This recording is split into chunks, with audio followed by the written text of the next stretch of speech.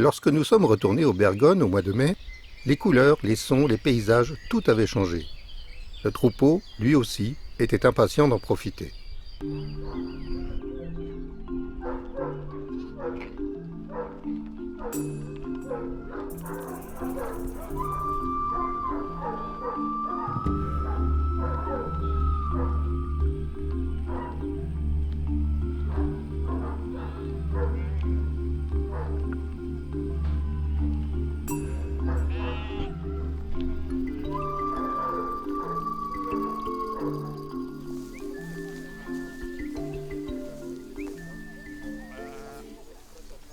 Donc là, on est dans une période qui s'appelle la mise à l'herbe. Donc on est sur la transition entre l'hiver et le printemps où on commence à faire pâturer l'herbe autour de la bergerie. Donc sur la partie près de Fauche. Donc c'est la partie un peu sensible de l'année aussi, la mise à l'herbe où on fait attention. On passe d'une période où elles ont mangé du sec pendant 6 mois. On part sur de l'herbe fraîche, verte, bien poussante. Donc on fait une transition très lente où elles vont commencer à pâturer au début pendant à petit peu près 2 heures par jour. Et puis on va rajouter à peu près un quart d'heure tous les jours pour arriver à des demi-journées complètes au bout de 3 semaines. Donc là on est dans cette stratégie-là où la mise à l'herbe tous les jours commence tranquillement, quoi. C'est l'excitation et c'est pour ça qu'on attend vraiment la période propice au niveau météo. Parce que quand on commence à faire de la mise à l'herbe, on la continue tous les jours, même s'il pleut.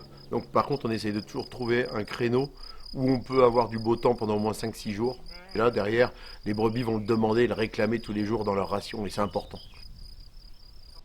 On est avant tout fromager, donc on cherche à avoir une qualité de lait, un rendement fromager. Et c'est des bêtes, par contre, on ne pourra jamais s'installer. Nous, on est sur la manège tête noire au niveau de la brebis laitière. On ne peut pas s'installer avec un troupeau de 60 bêtes. Pour en vivre, il en faut au moins 150, quoi.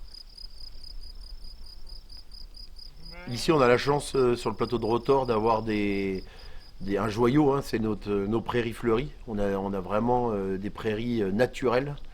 On appelle ça presque à des endroits des pelouses sèches. Donc c'est des prairies qui ont pas été abîmées par l'agriculture intensive.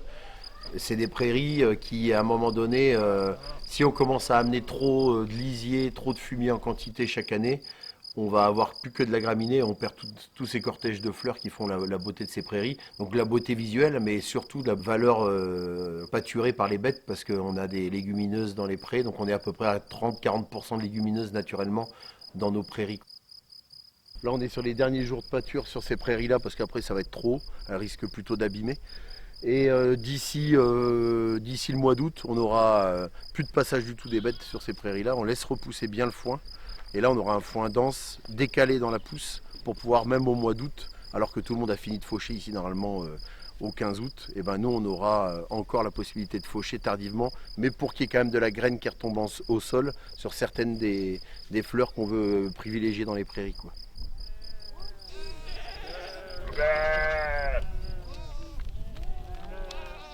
Après avoir passé plus d'une heure à pâturer dans l'herbe fraîche, le troupeau ne se fait pas prier pour rentrer à la bergerie. Il préfère nettement l'ombre à la chaleur du soleil.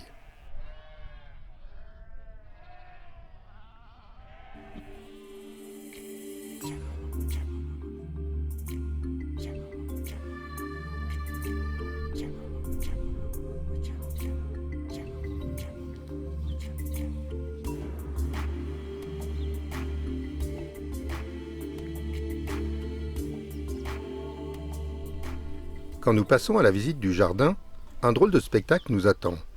Des monceaux de laine sont entassés sur des buttes. Qu'est-ce qu'on voit?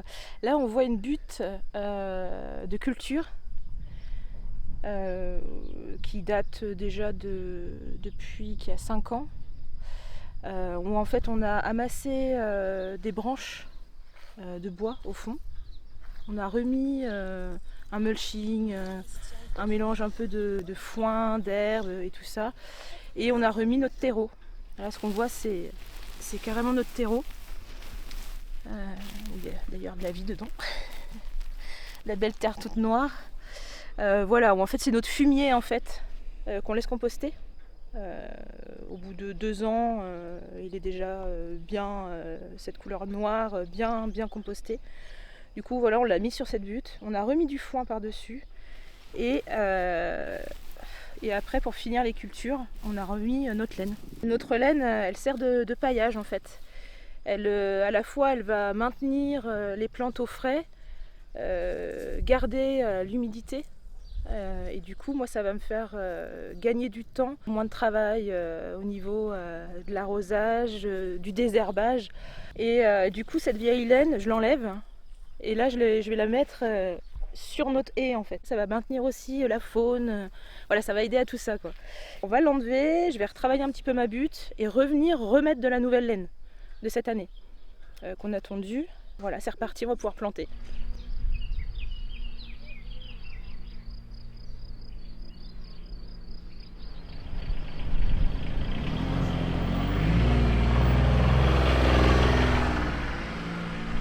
Le travail pastoral ne se limite pas aux troupeaux.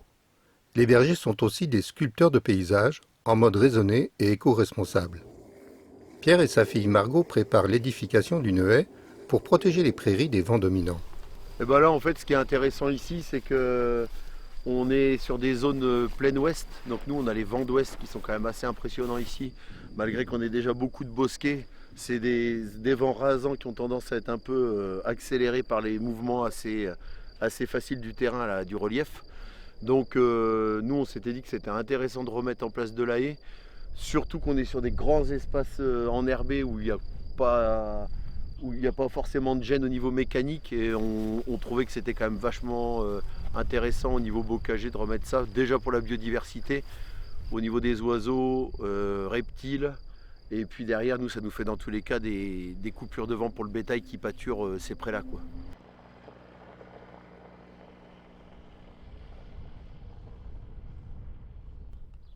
La vie pastorale est aussi associative. En fin d'après-midi, les parents s'absentent pour une réunion.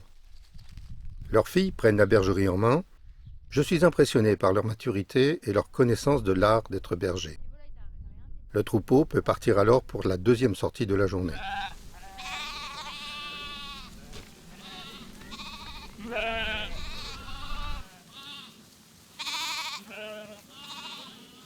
Ce troupeau est très varié. Chèvres rove, chèvres croisées rove pyrénéennes, brebis manège tête noire, agneaux croisés, Tchouria algarvia. Tchouria algarvia, ça c'est du Portugal, donc c'est vraiment avec les yeux mouchetés noirs sur blanc. Et donc là c'est vraiment pour la sécheresse, quoi. Malgré les explications attentives de Margot, la journée ne m'aura pas suffi pour assimiler toutes les races du troupeau. Pour aujourd'hui, je me contente de pouvoir distinguer les chèvres des brebis. C'est un début. Nous reprendrons la leçon plus tard.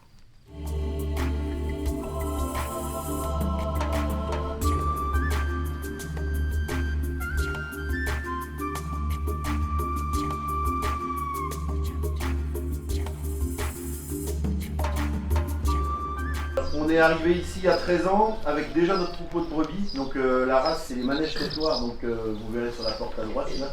La race emblématique du pays. 2 semaines plus tard, nous sommes de nouveau au Bergone pour participer à une rando troupeau qui devrait m'éclairer. Où les troupeaux se mélangeaient, surtout à l'heure d'accouchage. Pierre est infatigable pour partager sa passion. Le groupe de visiteurs va l'accompagner en direction de l'alpage où le troupeau va passer la journée. L'élevage ici, c'était plutôt des vaches? Oui, alors il y a toujours eu quelques chèvres et des moutons, hein. C'était pas mal polyculture élevage. Et puis il faut imaginer que les prés de fauche, tout ce qui est sous la ferme avec les prés de fauche, il y avait quasiment un tiers qui était cultivé en céréales ici.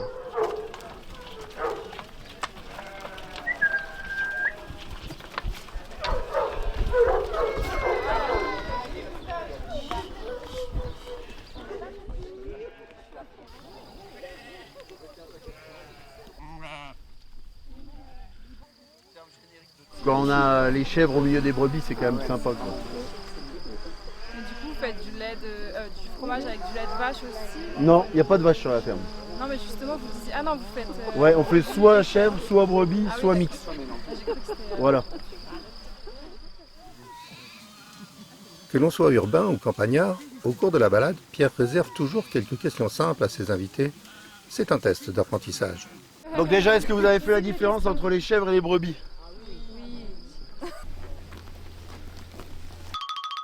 Et là, j'avais la réponse.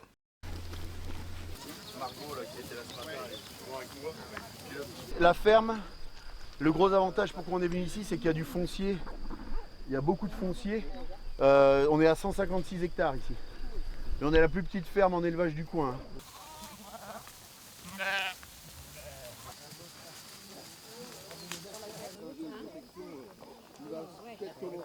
Comme si c'était une règle universelle, dans le troupeau, les plus jeunes adorent les acrobaties.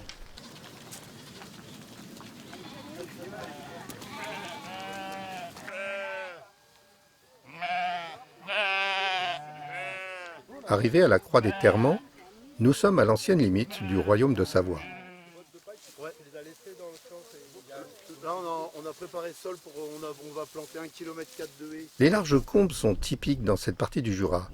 On y retrouve des vestiges complètement restaurés, comme ces goyas qui servaient de point d'eau et qui sont très utiles pour la biodiversité. C'est super comment ces goyas Le troupeau continue de progresser, de préférence à l'ombre. Bien conduit par les chiens, nous sommes bientôt arrivés.